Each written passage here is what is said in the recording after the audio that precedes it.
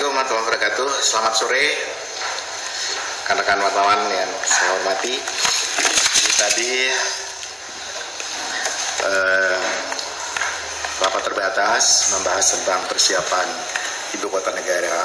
Ada 3 hal yang dilaporkan di dalam rapat tadi. Pertama, perkembangan dari pekerjaan pra-master plan dan kesiapan master plan. Kemudian yang kedua mengenai pembiayaan, alternatif pembiayaan. Kemudian yang ketiga terkait dengan peraturan perundang-undangan yang akan menyertainya. Dalam hal ini adalah RUU IKN. Dari 3 hal itu yang perlu saya sampaikan di sini, pertama mengenai pra-master plan atau master plan yang kita harapkan akan selesai pada pertengahan tahun ini untuk memastikan titik nol. Jadi memastikan di mana titik nol ibu kota negara, dan mudah-mudahan soft groundbreaking bisa dilakukan pada tahun ini. Kemudian yang kedua, tadi diperlukan sebuah exercise mengenai jumlah penduduk yang kira-kira bisa tinggal di situ, dan ini tergantung pada daya tarik ibu kota negara itu yang akan datang.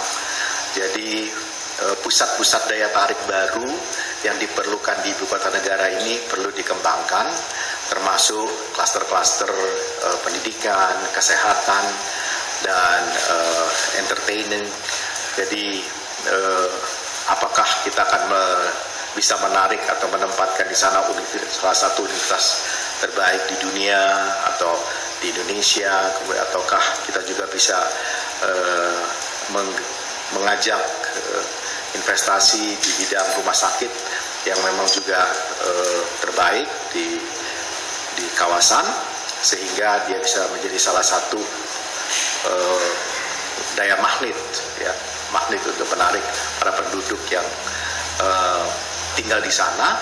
Dan yang paling penting sebenarnya tinggal di sana itu juga ada jaminan pekerjaan, dan kita akan menciptakan berbagai lapangan pekerjaan baru sampai kira-kira sekitar 3 jutaan lapangan pekerjaan baru, dan orientasinya tentu lapangan pekerjaan di sektor-sektor yang ramah lingkungan, sektor-sektor green, sektor-sektor yang sesuai dengan jalannya SDGs, jadi Sustainable Development Goals. Jadi bagaimana kita membangun kota ini sustain dan terpelihara, kemudian memenuhi kriteria lingkungan hidupnya, dan kapasitas angkut wilayahnya itu bisa dimanfaatkan dengan sebaik-baiknya, seoptimalnya gitu. Dan yang paling penting, mereka yang tinggal di sana nanti tidak memerlukan atau membuka koceknya lebih dalam lagi, tapi mereka benar-benar tinggal dengan tingkat kesejahteraan yang memadai. Saya kira itu yang tadi disampaikan, dan Bapak Presiden tadi memberikan pengarahan kepada kami untuk kian mendetailkan lagi, memerinci semua kesiapan perencanaan yang secara makro, secara master plan telah disampaikan tadi, termasuk untuk segera menyampaikan rancangan undang-undang ibu kota negara ke DPR setelah masa reses DPR. Saya kira itu. Selamat sore. Assalamualaikum warahmatullahi wabarakatuh.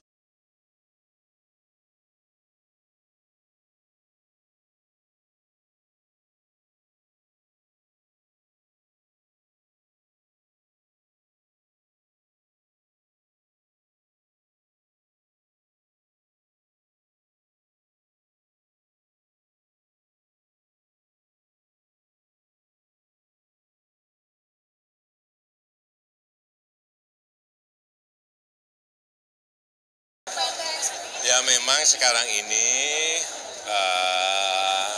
ekonomi global pada posisi yang kurang baik. Kita tahu ada peristiwa perang dagang, kemudian virus corona, dan juga di kawasan-kawasan yang lain juga kondisinya tidak mendukung untuk tumbuhnya ekonomi global untuk naik ke yang lebih baik. Oleh sebab itu kunci karena pasarnya semuanya turun, nggak mungkin kita ingin menaikkan ekspor itu nggak mungkin karena pasarnya semuanya turun. Oleh sebab itu satu-satunya jalan untuk meningkatkan, mendorong pertumbuhan ekonomi hanya satu, investasi. Investasi itu bisa yang kecil-kecil, bisa yang tengah-tengah maupun yang gede. Yang kecil misalnya dalam Omnibus Law nanti perizinan untuk yang usaha-usaha kecil ini dipermudah dan hanya mungkin pendaftaran sehingga bisa mereka akses ke modal, akses ke keuangan. Yang tengah juga sama. Yang berkaitan dengan perizinan dipermudah, disederhanakan, saya kira arah ke depan seperti itu. Pak, soal Omnibus Law di pasal 170 dikatakan bahwa undang-undang ini bisa sesuai hierarki perundang-undangan saja. Ya nggak mungkin. Artinya apa? Pemerintah bersama DPR itu selalu terbuka. Ini masih baru awal. Mungkin masih 3 bulan, mungkin masih 4 bulan baru selesai atau 5 bulan baru selesai. Ya kan? Kita ingin terbuka, baik DPR maupun kementerian-kementerian terbuka untuk menerima masukan-masukan, menerima input-input, mendengar keinginan-keinginan masyarakat sehingga kita nanti bisa akomodir lewat kementerian, kemudian persetujuan di DPR. Artinya apa? Pemerintah membuka seluas-luasnya masukan. DPR juga saya kira juga akan membuka seluas-luasnya masukan-masukan lewat mungkin dengar pendapat. Saya kira. Pak, soal Omnibus Law lagi Pak, apakah artinya bahwa pemerintah meskipun banyak yang mengkritik mengenai terutama undang-undang cipta lapangan kerja itu, apakah mereka seperti apa? Wong satu persatu belum dilihat sudah dikritik. Ini belum, sekali lagi ini belum undang-undang loh ya. Rancangan undang-undang yang baik asosiasi, baik serikat, baik masyarakat bisa memberikan masukan sekali lagi kepada pemerintah, kementerian maupun pada DPR. Ini yang ditunggu itu justru. Pak, ini kan lembaga global, kondisi global kurang mendukung Bapak melihat target 5,3 masih masuk akal nggak sih? Apanya? Target pertumbuhan. Masuk akal kalau target investasi yang kita berikan kepada BKPM itu tercapai, yaitu kurang lebih 900 triliun. Pak, kemarin kan Jakarta sama Surabaya dibilang menghambat investasi. Apanya? Menghambat IODB, ranking IODB Jakarta dengan Surabaya. Bukan menghambat investasi. Kita ingin ease of doing business, kemudian berusaha itu rankingnya semakin baik. Sehingga pemerintah pusat, pemerintah provinsi itu harus semuanya bekerja sama dalam satu line garis yang sudah kita sepakati, baik itu pemerintah provinsi di Jakarta, di Jawa Timur maupun provinsi yang lain. Ya. Pak, ada 4 korban, Pak, ada 4 WNI di kapal pesiar Jepang Pak yang terkena corona Pak. Sekarang ganti ke urusan Corona. WNI Pak di kapal pesiar Jepang yang di Danau itu positif terjangkit mengenai corona Pak, sejauh ini bagaimana? Iya, jadi sampai saat ini saya telah menerima info bahwa ada 4 yang terkena dan positif kena virus corona di kapal pesiar Diamond Princess yang ada di Jepang, dan itu sudah dibawa juga ke rumah sakit yang ada di Jepang. KBRI, Kementerian Luar Negeri selalu memantau itu, tetapi juga kita ingat yang ada di kapal juga masih kurang lebih 70-an. Ini yang terus dikomunikasikan oleh Kementerian Luar Negeri baik dengan perusahaan, artinya pemilik kapal Diamond, maupun juga kepada pemerintah